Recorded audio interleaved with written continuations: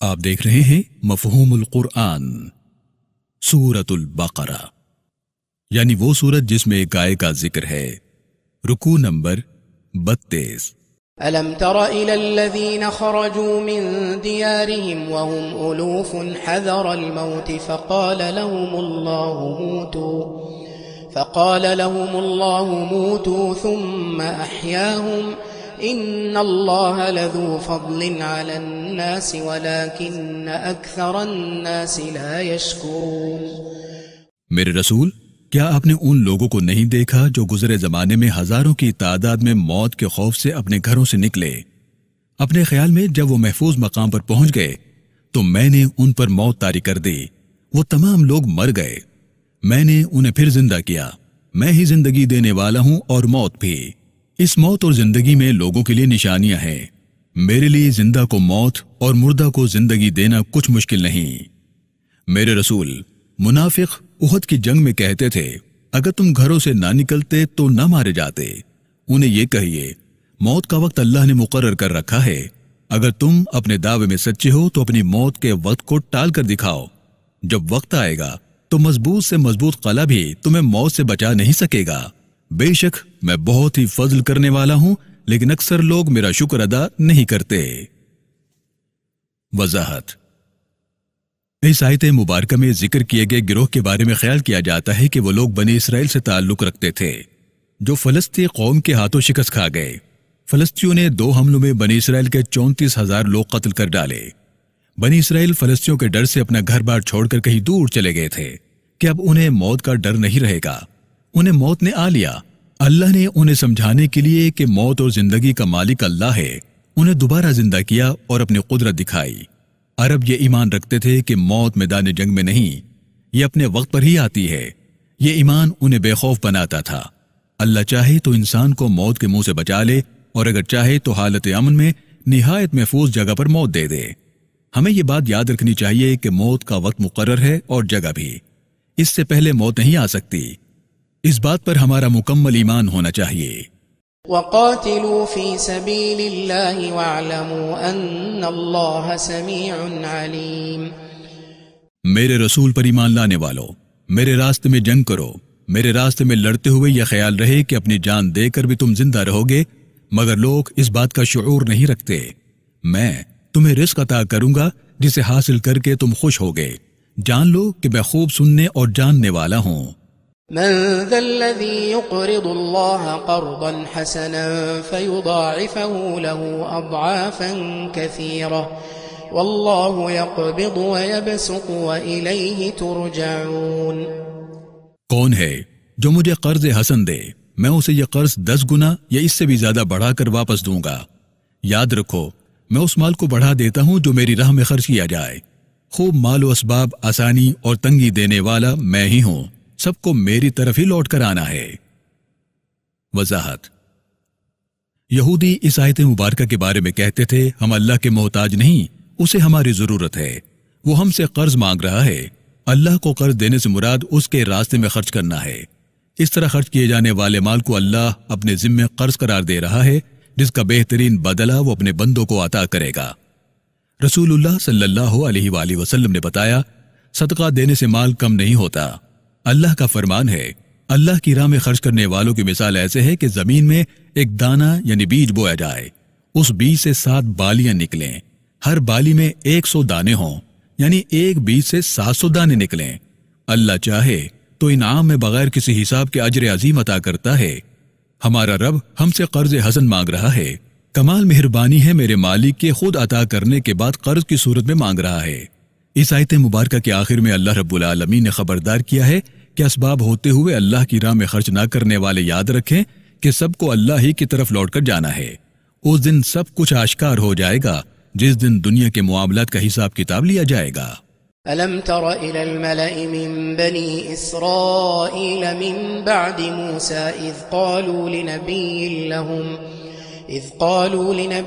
لَهُمُ ابْعَثْ لَنَا مَلِكًا نُقَاتِلْ فِي سَبِيلِ اللَّهِ قَالَ هَلْ عَسَيْتُمْ إِن كُتِبَ عَلَيْكُمُ الْقِتَالُ أَلَّا تُقَاتِلُوا قالوا وما لنا ألا نقاتل في سبيل الله وقد أخرجنا من ديارنا وأبنائنا فلما كتب عليهم القتال تولوا إلا قليلا منهم والله عليم بالظالمين۔ میرے رسول، کیا آپ نے بنی اسرائیل کے اس گروہ کو نہیں دیکھا جس نے موسیٰ کے بعد آنے والے نبی سے کہا آپ ہمارے لیے ایک سربراہ مقرر کر دیجئے جس کی قیادت میں ہم دشمن سے اللہ کی راہ میں لڑیں۔ نبی نے کہا کہ تمہارے انداز بتاتے ہیں کہ ضرورت پڑنے پر تم اللہ کی راہ میں لڑنے سے انکار کر دو گے۔ قوم نے کہا ہم اللہ کی راہ میں کیوں نہیں لڑیں گے جبکہ ہمیں ہمارے وطن سے نکال دیا گیا ہے، ہم اپنے بیٹوں بیٹیوں اور گھر والوں سے دور ہیں۔ جب ان لوگوں پر میری راہ میں لڑنا فرض کر دیا گیا تو ان میں سے بہت تھوڑے تھے جو اپنے وعدے پر قائم رہے، ان کی بڑی تعداد اپنے وعدے سے پھر گئی۔ میں وعدہ خلافی کرنے والے ظالموں کو خوب جانتا ہوں۔ وضاحت: خیال کیا جاتا ہے کہ بنی اسرائیل کے اس نبی کا نام جن کا یہاں ذکر کیا گیا ہے سیمول بن بالی بن علقمہ ہے۔ یہ واقعہ اللہ کے نبی موسیٰ علیہ السلام کے زمانے کے 350 سال بعد کا ہے۔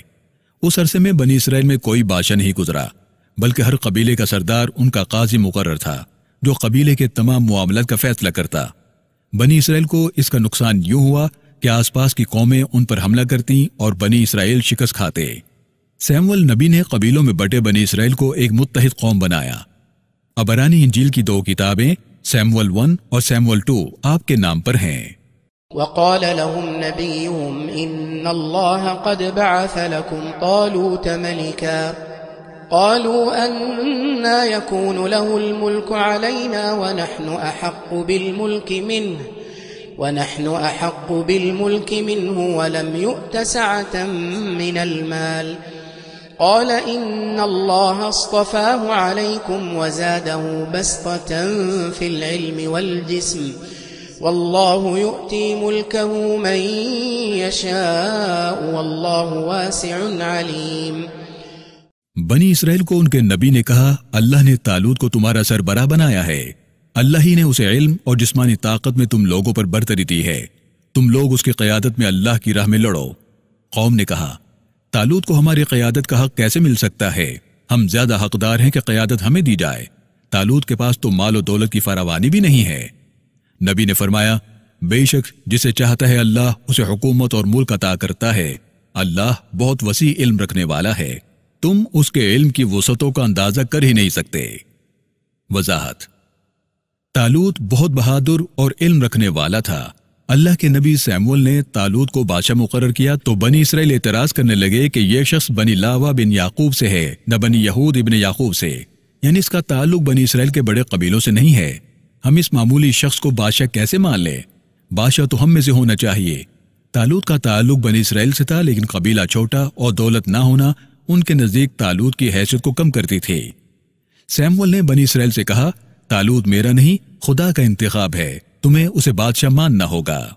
وقال لهم نبيهم إن آية ملكه أن يأتيكم التابوت فيه سكينة من ربكم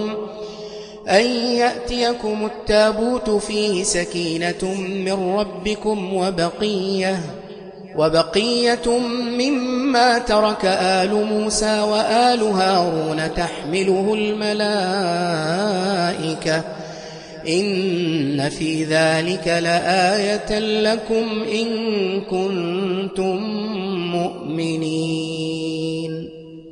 نبی نے بنی اسرائیل سے کہا میں نے قیادت کے لیے طالوت ہی کو مقرر کیا ہے، اس کی نشانی کے طور پر تمہارے پاس ایک تابوت آئے گا جس میں تمہاری تسکین کے لیے آل موسیٰ اور آل ہارون کی چھوڑی ہوئی کچھ چیزیں ہوں گی۔ اس تابوت یعنی تابوت سکینہ کو فرشتے اٹھا کر لائیں گے۔ اگر تم مجھ پر اور حساب کتاب کے دن پر ایمان رکھتے ہو تو اس میں تمہارے لیے بڑی نشانی ہے۔ وضاحت: بنی اسرائیل اپنے نبی کی بات ماننے کو تیار نہیں تھے۔ اللہ نے بنی اسرائیل کو سمجھانے کے لیے کہ طالوت اللہ کا انتخاب ہے تابوت سکینہ بھجوانے کا وعدہ کیا، جسے بنی اسرائیل خوب پہچانتے اور اپنے لیے برکت والا سمجھتے تھے۔ آگہی: یہاں سورۃ البقرہ کا 32واں رکوع مکمل ہو گیا ہے۔ اس رکوع میں 7 آیات بینات ہیں۔ اب ہم اس رکوع میں آنے والے نئے الفاظ اور اصطلاحات کو سمجھنے کی کوشش کرتے ہیں۔ قرض حسن قرض حسن ایسے قرض کو کہتے ہیں جو اتنا ہی واپس لیا جائے جتنا دیا تھا۔ کسی کی مدد کرنے کے لیے بغیر منافع لیے قرض دینا قرض حسن ہے۔ اللہ مسلمانوں کو قرض حسن سے لوگوں کی مدد کرنے کا حکم دیتا ہے۔ طالوت۔ بنی اسرائیل نے 1100 قبل مسیح میں اپنے زمانے کے نبی سیمول سے کہا، ہمارے لیے بادشاہ مقرر کر دیں۔ سیمول علیہ السلام نے اس سلسلے میں رہنمائی مانگی تو اللہ نے کہا، تمہارے گھر کے باورچی خانے میں ایک برتن میں تیل موجود ہے، لوگ تم سے ملنے آتے ہیں، جس شخص کے آنے پر تیل جوش میں آ جائے یعنی ابلنے لگے اس کو قوم کا بادشاہ مقرر کر دینا۔ سیمول علیہ السلام لوگوں کے آنے پر تیل کے برتن کو دیکھتے رہے۔ ایک دن بنیامین بن یعقوب کی اولاد سے تعلق رکھنے والے 30 سالہ نوجوان کے آنے پر برتن میں موجود تیل جوش مارنے لگا۔ یہ طویل قامت اور نہایت خوبصورت نوجوان تھا جس کا نام ساؤل ہے۔ ساؤل کا پورا نام ساؤل بن کیش ہے۔ ساؤل گھر سے اپنے پالتو جانوروں کو ڈھونڈتے ڈھونڈتے ادھر آ نکلا تھا۔ سیمول نے اپنی قوم کو لکڑی کی ایک چھڑی دی اور ان سے کہا، جس شخص کا قد اس چھڑی کے برابر ہو وہ تمہارا بادشاہ ہوگا۔ بنی اسرائیل ایسے شخص کی تلاش میں رہے۔ آخرکار ساؤل کے پاس پہنچے تو اس کا قد سیمول نبی کی دی ہوئی چھڑی کے برابر تھا، یعنی 12 فٹ۔ ساؤل اس قدر قداور تھا کہ باقی لوگ اس کے کندھوں کے برابر تھے۔ خیال کیا جاتا ہے کہ لمبے قد کی وجہ سے ساؤل کو طالوت کہا جاتا تھا۔ طالوت متحدہ بنی اسرائیل کا پہلا بادشاہ بنا۔ طالوت کے ساتھ مل کر جہاد کرنے والوں کی تعداد 313 تھی۔ تابوت۔ کسی چیز کو محفوظ رکھنے یا دفن کرنے کے لیے جو ڈبہ یا باکس بنایا جاتا ہے اسے تابوت کہتے ہیں۔ اسے صندوق بھی کہتے ہیں۔ یہ عام طور پر لکڑی سے بنایا جاتا ہے۔ بہت سے علاقوں میں کسی انسان کو مرنے کے بعد تابوت میں رکھ کر دفن کیا جاتا ہے۔ اللہ کے نبی یوسف علیہ السلام کو دفن کرنے کے لیے سنگ مرمر کا تابوت بنایا گیا تھا۔ تابوت سکینہ۔ ایسا تابوت جس میں تسکین کا سامان موجود ہو تابوت سکینہ کہلاتا ہے۔ اس تابوت میں اللہ کے نبی موسیٰ اور ہارون علیہ السلام کے تبرکات موجود تھے۔ بنی اسرائیل کے لیے اس کی بہت اہمیت تھی۔ ان کے عقیدے کے مطابق اللہ کے نبی موسیٰ علیہ السلام نے تابوت سکینہ اللہ کی ہدایت پر بنایا تھا۔ بنی اسرائیل اس صندوق کو لڑائی میں سب سے آگے رکھتے تھے۔ وہ اس کو اپنی فتح کی وجہ سمجھتے تھے۔ یہ تابوت ان سے عمالقہ نے چھین لیا تھا۔ جب اللہ تعالیٰ نے یہ صندوق واپس بنی اسرائیل تک پہنچانا چاہا تو عمالقہ نے اس صندوق کو جہاں سنبھال رکھا تھا وہاں ایک آفت پہنچی جس سے ارد گرد کے 5 گاؤں مکمل طور پر تباہ ہو گئے۔ آنے والی آفت سے نجات پانے کے لیے عمالقہ نے یہ صندوق ایک بیل گاڑی پر رکھ کر اسے ہانک دیا۔ اللہ نے فرشتوں کی مدد سے یہ تابوت طالوت کے دروازے پر پہنچا دیا۔ انجیل کے مطابق اس میں اللہ کے نبی یوسف علیہ السلام کی ہڈیاں اور کپڑے موجود تھے۔ اس میں پتھر کی وہ تختیاں موجود ہیں جن پر اللہ تعالیٰ نے تورات لکھ کر کوہ طور پر موسیٰ علیہ السلام کو دی۔ یہ بھی کہا جاتا ہے کہ اس میں موسیٰ علیہ السلام کا عصا اور شیشے کا ایک جار میں آسمان سے اترنے والا کھانا من بھی محفوظ کیا گیا تھا تاکہ آنے والی نسلیں اللہ کے احسان کی زیارت کر سکیں۔ اللہ کے نبی سلیمان علیہ السلام کے دور میں بیت المقدس کی تعمیر کے بعد اس تابوت کو بیت المقدس میں رکھ دیا گیا۔ اس طرح یہ جگہ یہودیوں کے لیے مقدس ترین ہو گئی۔ بعد کے زمانے میں بخت نصر نے حملہ کر کے بیت المقدس کو تباہ کر دیا۔ اسی جنگ میں تابوت سکینہ بھی کھو گیا جو آج تک نہیں ملا۔ یہودی اس تابوت کی تلاش میں ہیں۔ وضاحت: تابوت سکینہ میں اللہ کے نبی یوسف علیہ السلام کی ہڈیاں موجود ہونے کا ذکر انجیل کے حوالے سے ہے۔ رسول اللہ صلی اللہ علیہ وسلم نے بتایا، اللہ نے نبیوں کے جسم مٹی اور دوسری چیزوں پر حرام کر دیے ہیں۔ اللہ کے نبیوں کے جسم مرنے یا دفن کرنے کے بعد بھی محفوظ رہتے ہیں۔ جالوت۔ جالوت فلسطین اور کنعان کا ظالم بادشاہ تھا جس کا تعلق عمالقہ سے تھا۔ اس کے پاس بہت بڑی فوج تھی۔ اللہ کے نبی داؤد علیہ السلام نے جالوت کو جنگ میں قتل کیا۔ لفظ جالوت قرآن کریم میں 3 مرتبہ ذکر کیا گیا ہے۔ حضرت داؤد علیہ السلام۔ اللہ کے نبی داؤد علیہ السلام بنی اسرائیل میں آئے۔ آپ کا پورا نام داؤد بن عیشا بن عوید ہے۔ اللہ نے آپ کو بہت خوبصورت آواز دی۔ پہاڑ اور پرندے داؤد علیہ السلام کے ساتھ صبح و شام اللہ کی تسبیح بیان کرتے تھے۔ اللہ نے حضرت داؤد علیہ السلام کو علم و حکمت اور جو کچھ چاہا عطا فرمایا۔ اللہ نے داؤد علیہ السلام کو سلطنت عطا کی۔ حضرت داؤد علیہ السلام نے 70 سال حکومت کی۔ آپ اپنے ہاتھ سے اپنی روزی کماتے تھے۔ اللہ نے لوہے کو آپ کے لیے موم کی طرح نرم کر دیا۔ آپ جیسے چاہتے لوہے کو موڑ لیتے تھے۔ آپ کو زرہ بنانے کا فن بھی عطا کیا گیا۔ طالوت کی قیادت میں جالوت کے خلاف لڑی جانے والی جنگ میں داؤد علیہ السلام نے حصہ لیا اور جالوت کو قتل کیا۔ اس وقت آپ نوجوان تھے۔ طالوت نے اپنی بیٹی کی شادی داؤد علیہ السلام سے کر دی۔ لفظ داؤد قرآن کریم میں 16 مرتبہ ذکر کیا گیا ہے۔